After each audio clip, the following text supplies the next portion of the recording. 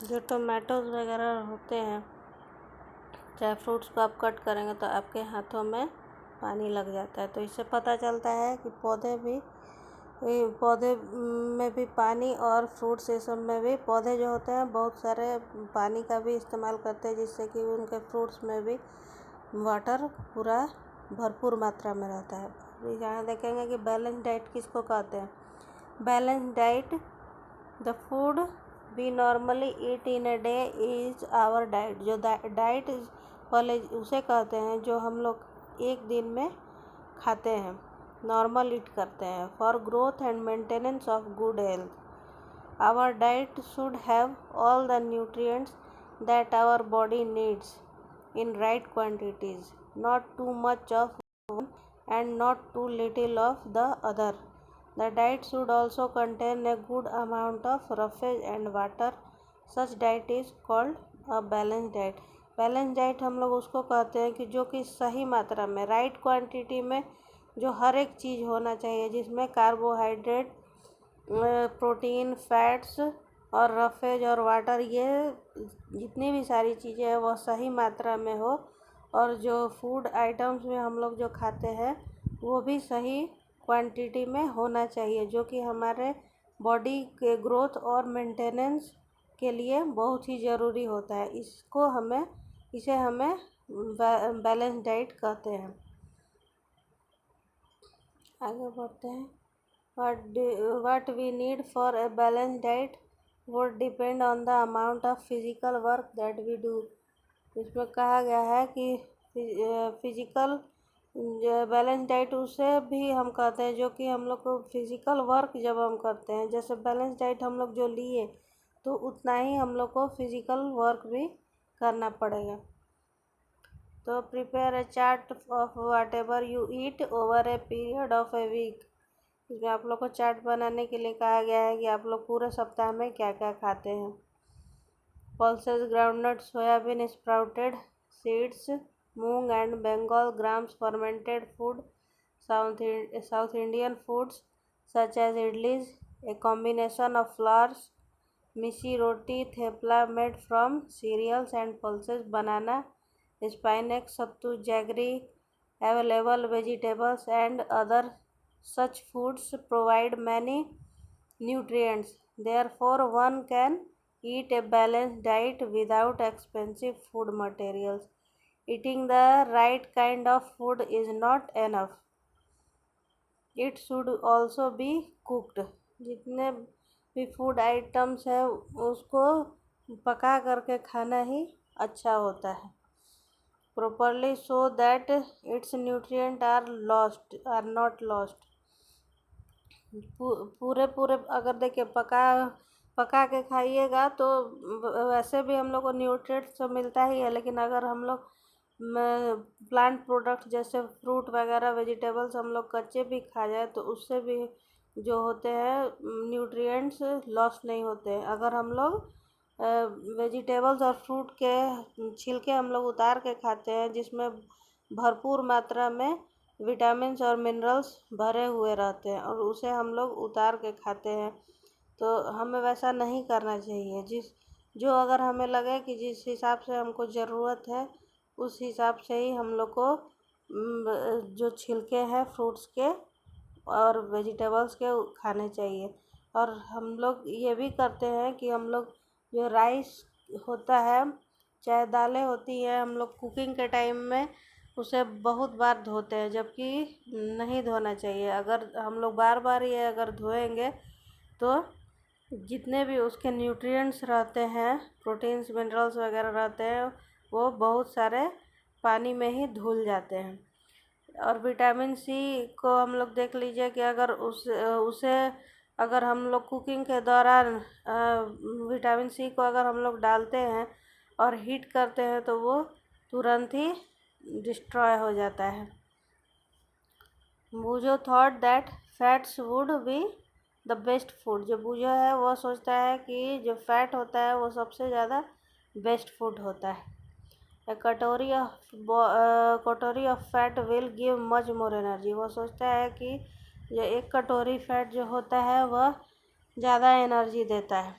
Carbohydrate rich food.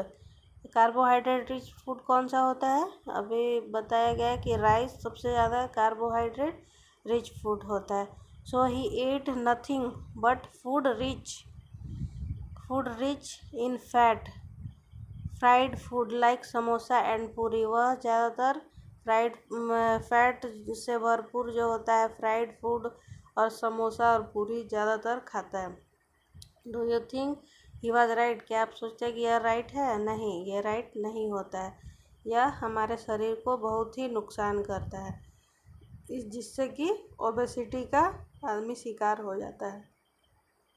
Deficiency disease किसे कहते हैं? जो कि किसी चीज़ में हम लोग को न्यूट्रिएंट्स में कमी हो जाती है, उसी को हम लोग डिफिशियंसी डिजीज कहते हैं। Person may be getting enough food to eat but sometimes the food may not contain a particular nutrient। कोई भी आदमी बहुत बहुत तरह की फूड आइटम्स खाता है, लेकिन वह ऐसा फूड आइटम्स नहीं खाता जिसमें सारा न्यूट्रिएंट मौजूद हो। If this continues over a long period of time, the person may suffer from its deficiency।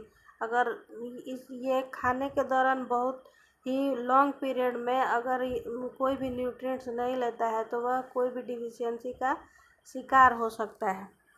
Deficiency of one or more nutrients can cause disease or disorder in our body. Disorder भी हो सकता है अगर हम लोग कोई भी nutrients बहुत ही लंबे समय तक नहीं लेंगे तो। If a person does not get enough protein in his or her food for long time, she is likely have stunted growth, swelling of face, discoloration of hair, skin disease and diarrhea। अगर कोई भी लड़का या लड़की अपने food items में proteins वगैरह नहीं लेता है तो उसको किसी भी उसके बॉडी के ग्रोथ में उसका रुक जाता है और उसका जो फेस होता है वो स्वेल हो जाता है, यानी फूल जाता है, और जो बाल होता है उसका डिस्कलर हो जाता है, उसे स्किन डिजीज़ और डायरिया भी हो सकता है। If the diet is deficient in both carbohydrates and protein for a long period of time, the growth में स्टॉप कम्प्लीटली। अगर कोई भी आप कार्बोहाइड्रेट और प्रोटीन बहुत ही लंबे समय तक नहीं लेंगे तो आपका ग्रोथ पूरी तरीके से रुक जाएगा। Such a person becomes very lean and thin. वह बहुत ही दुबला पतला हो जाता है। Deficiency of different vitamins and minerals may also result in certain diseases और डिसऑर्डर्स। अगर विटामिन्स आप और मिनरल्स आप नहीं लीजिएगा तो बहुत तरह के रोगों से आप ग्रस्त हो जाइएगा। इसमें बताया गया, देखिए विटामिन ए की कमी से क्या होता है?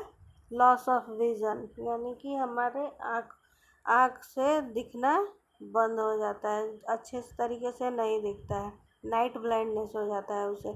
विटामिन B1 से वेरी वीक मसल्स हो जाते हैं और बहुत ही लिटिल एनर्जी टू वर्क, और एनर्जी भी नहीं मिलती है। विटामिन सी से scurvy, bleeding gums, wounds take longer time to heal. जो स्कर्वी होता है, जो दांतों में होता है, हम लोग के मसूड़ों से खून आने लगता है। विटामिन डी रिकेट्स, वो bones become soft and bend. जो हमारे हड्डियाँ हैं वह बहुत ही सॉफ्ट हो जाएंगी और पूरे तरीके से फोल्ड होने लगेगी। इसीलिए विटामिन डी हम लोग को लेते रहना चाहिए। कैल्शियम बोन और टूथ के लिए ज़रूरी है। नहीं कैल्शियम नहीं लेने से जो होते हैं बोन होते हैं वो वीक हो जाते हैं। आयोडीन से ग्वाइटर होता है। Glands in the neck appear Solan, जो हमारे गले में पाया जाता है, उस ग्लैंड आगे हम लोग पढ़ेंगे ग्लैंड के बारे में, वो जो होता है फूल जाता है। मेंटल डिसेबिलिटी इन चाइल्ड, और जो मेंटल डिसेबिलिटी यानी कि आप कहेंगे कि उसका जो मानसिक संतुलन अच्छा नहीं रहता है। आयरन की कमी से अनीमिया हो जाता है और उसमें वीकनेस ज़्यादा लगती है। तो ये हो गया हमारा सारा चैप्टर फिनिश। आप लोगों को मैं ये सारे क्वेश्चन आंसर आपके चैप्टर 2 के डिस्क्रिप्शन बॉक्स में दे दूँगी। आप मेरे चैनल को सब्सक्राइब ज़रूर करें, लाइक करें और शेयर करें। Thank you.